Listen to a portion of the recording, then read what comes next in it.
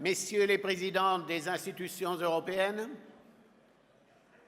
mes chers présidents et ministres ici présents dans cette salle, et vous, mes chers amis, que j'ai salués hier, nous voici arrivés à un moment le plus attendu de ce 25e congrès du PPE, l'élection du Spitzenkandidat. Mais avant d'en parler, je voudrais remercier aussi le président de Cocomus, Petteri.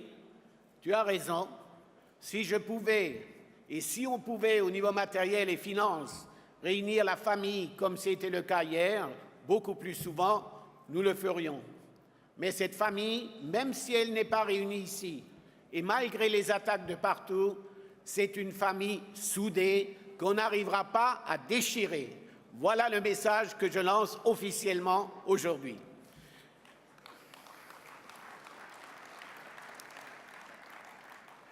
Et bien que le grand public commence tout juste à se familiariser avec le concept, ici nous le connaissons très bien. Ce fut le PPE, avec Wilfried Martens et Wolfgang Schäuble, qui lança en premier, lors de notre congrès de 2002 à Estoril, cette idée révolutionnaire, désormais inscrite dans nos statuts. Nous avons ensuite été les premiers à proposer un Spitzenkandidat en 2009, avec José Manuel Barroso, et le seul grand parti à tenir une véritable élection en 2014, lorsque nous avons choisi Jean-Claude Juncker, c'était nous. Pourquoi sommes-nous si attachés à cette idée? Parce que le Spitzenkandidat donne un visage à la Commission européenne. Il contribue à rapprocher les citoyens d'une Europe trop souvent perçue comme une entité abstraite, éloignée des préoccupations des gens, où tout se décide à huis clos.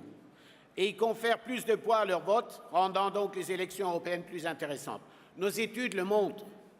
17% des électeurs déclarent dans les sondages que le choix du Spitzenkandidat influencera leur vote en 2019. 17%, cela paraît pas grand-chose. Mais c'est beaucoup plus qu'en 2014, où il n'y avait que 4% qui ont répondu. Donc nous avons quand même fait augmenter à 17%.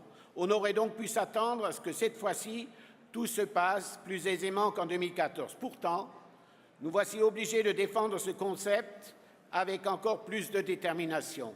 Car il y a 5 ans, tous les principaux partis avaient nommé un Spitzenkandidat et s'étaient engagés à soutenir ce processus jusqu'au bout. Ce front commence à s'effriter. Mon ancien ami du Parlement, Verhofstadt, qui était le plus grand défenseur, a tourné la veste, puisque le vent a tourné, et il veut un team.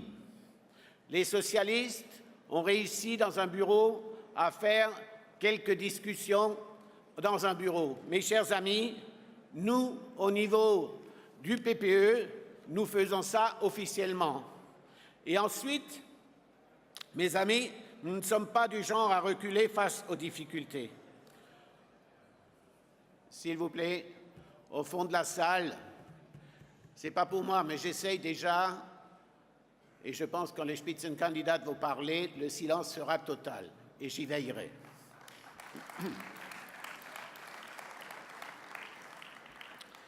Aujourd'hui, nous allons donc avoir des élections ouvertes, transparentes et démocratiques, mettant en scène 2 Européens de la nouvelle génération. J'en ai parlé hier, voués à amener un souffle nouveau en Europe, tout en continuant à défendre nos valeurs.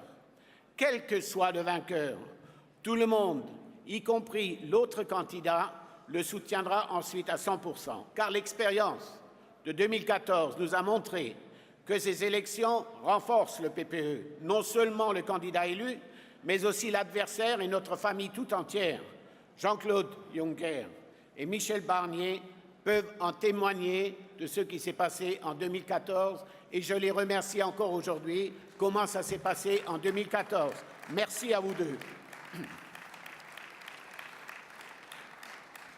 Notre Spitzenkandidat fera ensuite le tour des 27 pays, non seulement pour être à l'écoute des citoyens, mais également pour y rencontrer tous nos partis membres qui seront nos yeux et nos oreilles à travers l'Europe, nous permettant de mieux comprendre les attentes des Européens et d'en tenir compte dans leurs manifestes. Et puis la véritable campagne démarrera au printemps. Et une fois que les citoyens européens se seront exprimés, je compte sur tous mes amis chefs d'État et de gouvernement ici présents pour faire respecter le Spitzenkandidat jusqu'au bout comme président de la Commission. Et je suis sûr que nous y arriverons. Nous avons discuté longuement hier soir tard au niveau du sommet. Et je laisse maintenant la parole aux deux candidats et comme d'habitude, les deux, que le meilleur gagne. Merci de m'avoir écouté.